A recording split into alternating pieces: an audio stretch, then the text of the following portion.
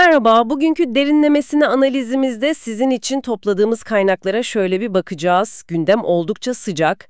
Galatasaray'ın yeni sezon planları, özellikle de bu Leroy Sané transferi, bir de tabii Okan Buruk'un açıklamaları sonrası kulübün vizyonunu anlamaya çalışacağız. Evet, elimizde hem hocanın kendi söyledikleri var, hem transfer kulislerinden bilgiler, hem de oyuncu analizleri falan. Amacımız aslında bu bilgilerle Galatasaray'ın gelecek sezon nasıl bir takım, nasıl bir oyun hedeflediğini ve bu planın kilit noktalarını biraz daha netleştirmek. O zaman hemen başlayalım. Okan Hoca'nın şu Avrupa hedefi meselesiyle değil mi? Bu hedefin transfer stratejisine yansıması nasıl oluyor ona bakalım. Ya kesinlikle yansıyor. Hocanın açıklamalarında şey çok net. Avrupa'da daha başarılı olmak istiyorlar. Geçen sezonki Şampiyonlar Ligi tecrübesi belli ki ders olmuş. Daha rekabetçi bir takım istiyor yani. Aynen öyle ve bu aranan oyuncu profillerine de yansıyor. Mesela hocanın baskıya katılmayacak oyuncu olmaz sözü hala geçerli ama bunun üzerine bir de fiziksel güç ekleniyor sanki. Yani sadece pres değil. Değil. Kaynaklarda şeyden bahsediliyor. Geçen sene Avrupa'da bazen fizik olarak yetersiz kalındığı konuşulmuş. Yani hem pres yapacak hem de top rakipteyken ayakta kalacak. İkili mücadeleden kaçmayacak oyuncular. Daha dengeli bir yapı. Hani o Lemina-Torreira ikilisindeki gibi bir denge arayışı var gibi. Anladım. Yani mesela Mertens yerine düşünülen 10 numara da sadece yaratıcı değil, aynı zamanda tempolu ve o fiziksel mücadeleye girebilecek biri olmalı. Öyle mi? Kesinlikle. İnce ama önemli bir ayar bu aslında oyun felsefesinde. Peki bu felsefeye uygun ilk büyük parça Leroy Sané.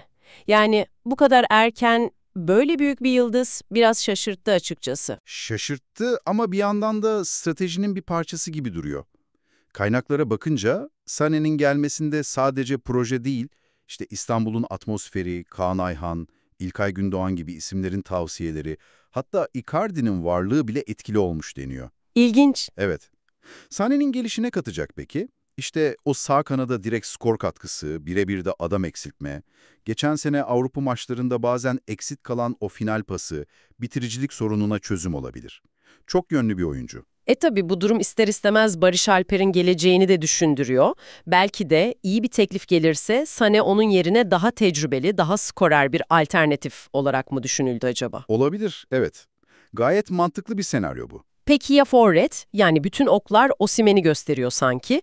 Okan Hoca'nın da çok net bir şekilde atletik, yıpratıcı bir 9 numara istediği söyleniyor. Morata tipi değil yani. Aynen öyle. Osimhen profili kilit nokta. Hoca şey istemiyor, sırtı dönük oynayıp pas dağıtan forvet değil de direkt rakip savunmayı delen, yıpratan, fizik gücüyle öne çıkan birini istiyor. Bu çok net. Ama işte orada da işin içine devasa bir bütçe giriyor, değil mi? Hem de nasıl? Osimhen transferi olursa bütçenin çok büyük bir kısmı tek bir oyuncuya gitmiş olacak. Bu büyük bir risk aynı zamanda. İşte kritik nokta bu. Kaynaklarda da bu ikilem var. Eğer Osimhen olmazsa ne olacak? O zaman o büyük bütçe belki de 3-4 farklı bölgeye dağıtılacak. İşte Muslera sonrası için kesinlikle kaliteli bir yabancı kaleci lazım deniyor. Evet, o şart. Sonra merkez orta saha, belki Bernardo Silva, İlkay gibi daha yaratıcı biri mi? Yoksa Xhaka gibi daha box to box bir profil mi? Ya da daha derin oyun kurucu? Bir de sağ bek belki. Salah'ı fena değildi ama orası onun yeri değil sonuçta. Pozisyon bilgisi, istikrarı daha yüksek bir isim aranıyor olabilir, bunu da duyuyoruz. Ama hep aynı yere geliyoruz. Bütün bu planların üzerinde o yabancı sınırı meselesi var. 12+2. Bu işleri çok zorlaştırıyor. Hem de nasıl zorlaştırıyor. Geçen sezon rotasyon dardı diye eleştiriler vardı, hatırlarsın. Şimdi Avrupa'da var, ligde var, derinlik şart. Sana geldi, kalite arttı ama yetmez. İşte o 12 yabancı sınırı varken yeni yabancı alabilmek için kimleri göndereceksin? Mesela Nelson yedek kalmayı kabul eder mi? Frankowski'nin durumu ne olacak? Bunlar hakikaten zor kararlar. Bir de sadece göndermekle bitmiyor iş. Yerli oyuncu havuzunu da güçlendirmek lazım. Kaynaklar hep onu söylüyor. Altyapıdan, alt liglerden potansiyelli yerliler bulmak lazım. Eren Aydın hamlesi iyiydi ama devamı gelmeli. Yusuf Demir gibi gençlerin durumu bile hala muallakta bu kural yüzünden. Çok katmanlı bir planlama gerekiyor yani. Şöyle bir toparlarsak o zaman, Galatasaray belli ki Avrupa'da daha iddialı, daha tempolu, daha fiziksel ve yıldızlarla güçlendirilmiş bir takım hedefliyor.